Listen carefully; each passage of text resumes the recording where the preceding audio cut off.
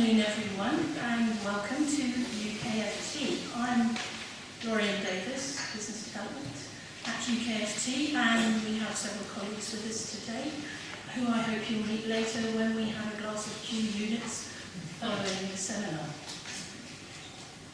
If you would please switch off your mobile phone.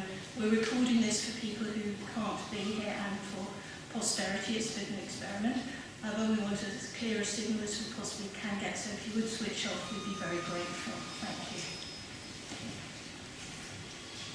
A lot of you who are here with us are members, but some of you aren't, and some of you haven't been with us at these seminars before, so I wanted to take a couple of minutes of your time just to tell you a bit about UKFT. We were established in 1966, and technically we're an independent self-financing trade association.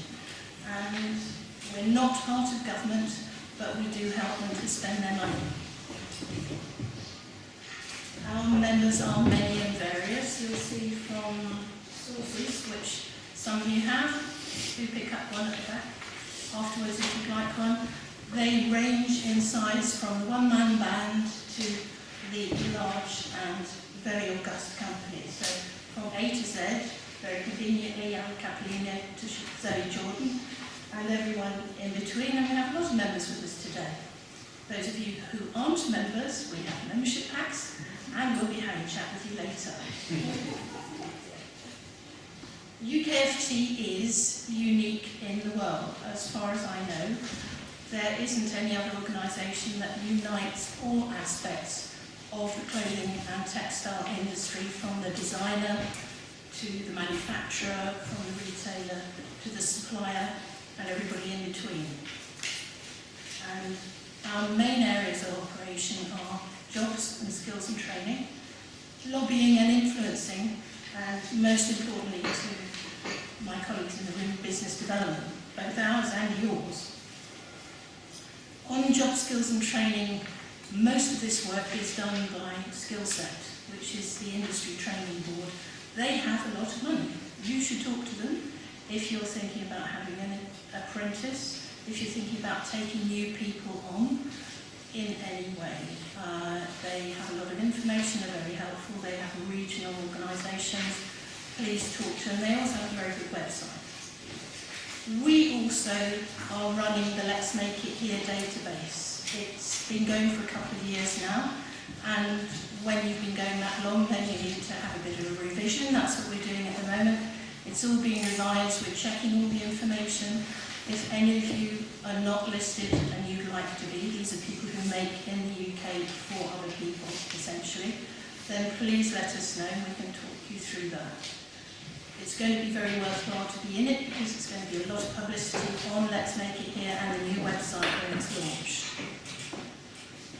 On the lobbying and influencing side, we've been doing this relentlessly for about 4 or 5 years, and we've seen a lot of positive successes from this, most notably concessions from UK Trade Investment for our part of the industry on the number of grants that are available and also on the number of times that you can have grants.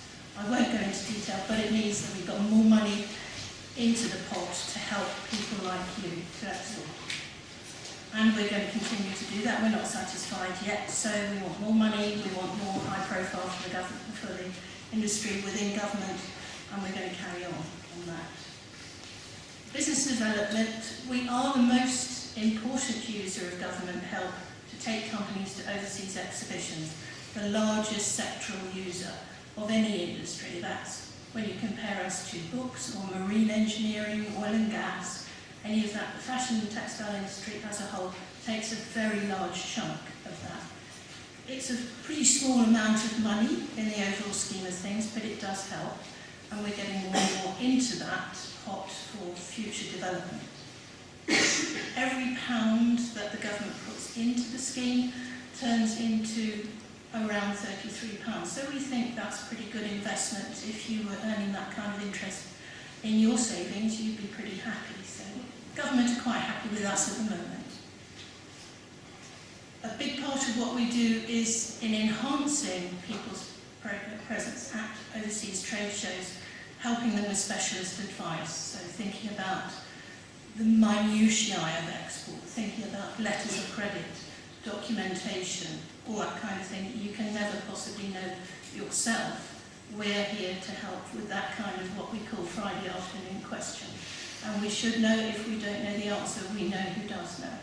So very much an amalgam of experience and expertise that we've gathered over the years for our members, available on tap. And also areas of expertise such as sourcing, getting paid. We had a great seminar on that last week. Intellectual property, helping you to sort that out, registry or trademark in China perhaps, all that kind of thing. Very big subject, we can help you on that. We're also very pleased that we have an extensive seminar programme with our associate members, one of whom, of course, is here today, Stephen Sidkin and his two colleagues from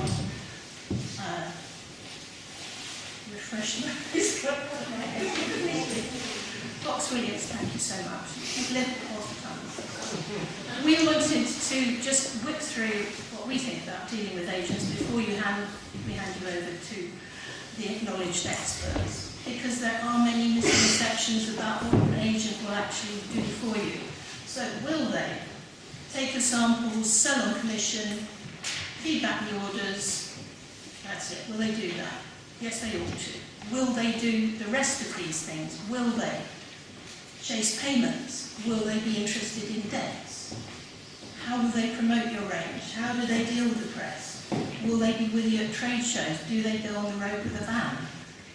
You may assume any of this, but don't assume anything. It all needs to be talked about, negotiated, and then put in an agreement. Many UK agents are, especially on the women's designer side of things, really glorified PRs. So they have a lovely showroom into which people get invited and they may see your range, but they're not, certainly, the old-fashioned menswear type of agent schlepping around the country in a van promoting your collection. So you need to find out what they are going to do for you. Many US agents have a great showroom, or maybe several showrooms, but you're going to have to pay for that. You pay a monthly fee for that.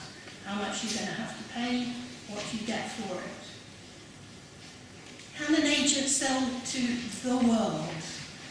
Some of them purport to. We don't believe that very many do. So you need to think very carefully about that. Where are their areas of expertise? What are they really going to do for you?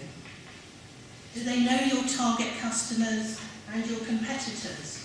If you're thinking of taking an agent on, check them out. Ask who they say they represent. And talk to some of the buyers they say they sell to. Don't be afraid to do this. You must do this. It's all part of making sure it's going to work for you, and we can help you to do that as well. Similarly, we get complaints from agents sometimes who've taken on a company who just aren't ready to deal with them. They haven't understood what the agent wants, and the agent will want quite a lot from you. So you've got to get the collection to them on time, with all its supporting material, in the right languages, with the prices that we've discussed. You will need to confirm the orders and get back to them about confirmations, get back to them about anything that needs cancelling. You need to communicate with them. No good leaving them in the dark and moaning about them. You have to bring them close to you. Be reasonable. Keep in touch with them. And don't upset their customers, please. That's a cardinal sin. And the worst possible reasons for taking on an agent. The collection isn't selling. Well, they can't work miracles. Sometimes collections aren't selling for a reason. Don't expect them to sort that one out necessarily. I don't have the time to do the selling. Can be a good reason, can be a bad reason for taking somebody on, but you have to understand that you're still going to have to do work to prepare them to do the work for you. So you've got to commit your time, ration your time for them. Not speaking the language can be an excellent reason. Even these days in Scandinavia, we're still astonished at the number of companies that have to work through an agent to make good sales, because the Danes and the Swedes and their colleagues up in the north prefer to speak about business in their own language, even if they speak excellent English colloquially and out for an evening, they won't necessarily want to do business in that language. I can't afford to visit the market is the worst possible reason for taking on an agent, because once you've got them there, you need to get out and check them out to see what they're doing. Don't assume anything, go and visit them, it's a nice thing to do, it's expected, but not enough British companies do it. Your competitors do it, but we've got to do it as well.